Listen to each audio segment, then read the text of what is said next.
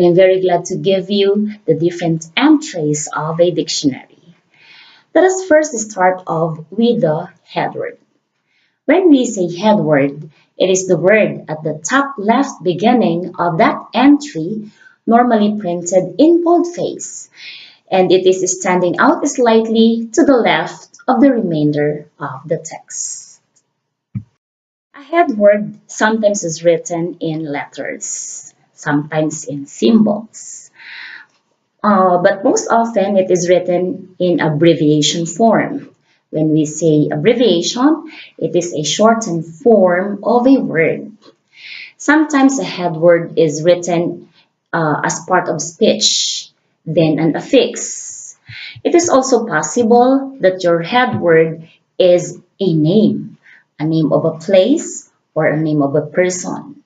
When the writer intends to feature a very significant person in the society, then a name may be found also in a dictionary. Now, speaking of head word, it could be in a form of a compound word. When we say compound word, it is of course a combination of two or more words to form a new word. Now, it could also be an idiom. It is a specified group of words with a special meaning that is not to be understood fully from the meaning of the individual words. One thing interesting about a head word, of course, is it is a term. When we say term, it is a word denoting meaning in a particular field or subject. It could also be a run-on entries. It is called as derived or undefined words by some dictionaries, and they are those valuable supplements to any entry. One of the important features of a head word is the spelling. The English language does not provide the perfect or even the closest correspondence between its graphic signs. Example, if we spell the word cuff, it may be CUGH.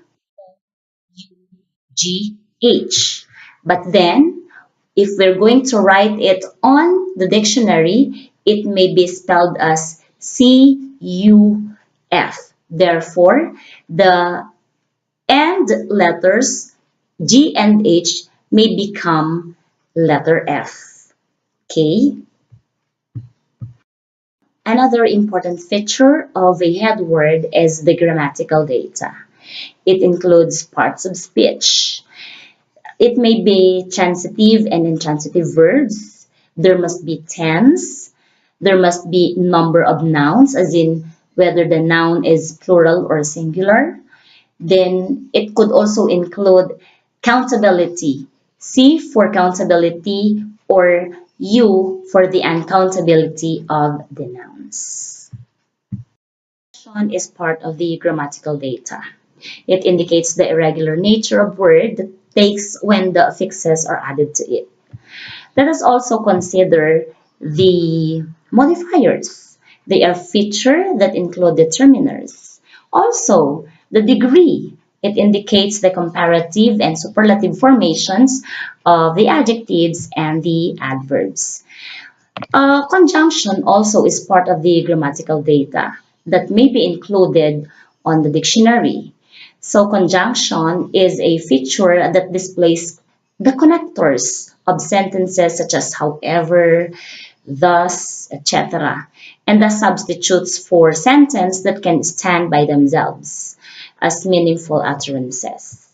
Let us also take into consideration another entry in the dictionary, and it is called as the style labels.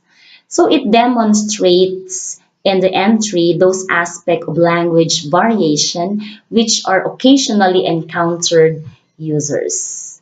So it contains a register. So when speaking of a register, it is labeled as formal. Example, words which are used in government writings and in ceremonies, whereas words are not suitable for such occasions, are marked not formal. Now we also have the subject. The labels which indicate that a word or a sense of a word is used primarily in special fields. Example, medical and technical terms, literary and poetic expressions, or words used in relation to sports, music, linguistics, and etc. We also have temporal.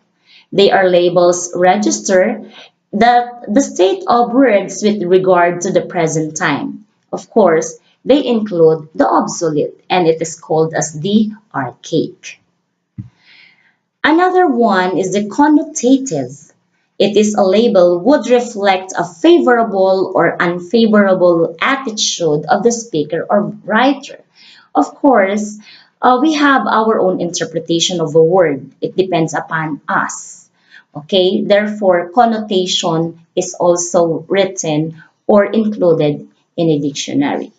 Okay, so it is different from the literary meaning. It is based on how one understands the word being used in a sentence. Another one is the national and foreign. The labels which are dedicated to words that are associated with certain region or country. The most important entry in a dictionary is the meaning. It is the principal reason for the existence of dictionaries. And of course, it must contain a precise definition. Now, meaning contains the synonyms.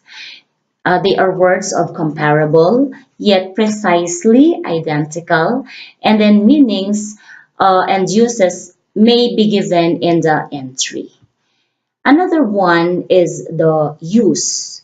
This section represents usage notes as well as their limitations of usage. We also have the cross-conference or cross-reference. It links two separate entries, separate meanings, or senses. Now, another one is the etymology, the presentation of the origin, and to a lesser extent, the development of the forms and meanings of the entry word in relation to the English language. Now, we have special signs in the entry. We have the mark, character, symbol, label. Abbreviation is also included as special signs. Now, the special signs are commonly presented in distinguishable form of typography, which would provide the use of the dictionary with various important pieces of knowledge concerning the word. It uses the restrictions when you're going to look at a word in a dictionary. Okay, I think that ends my report regarding about the different types of entries in a dictionary. This has been the reporter, Miss Rosella S. Alora. Thank you very much and good morning once again. Have a nice day.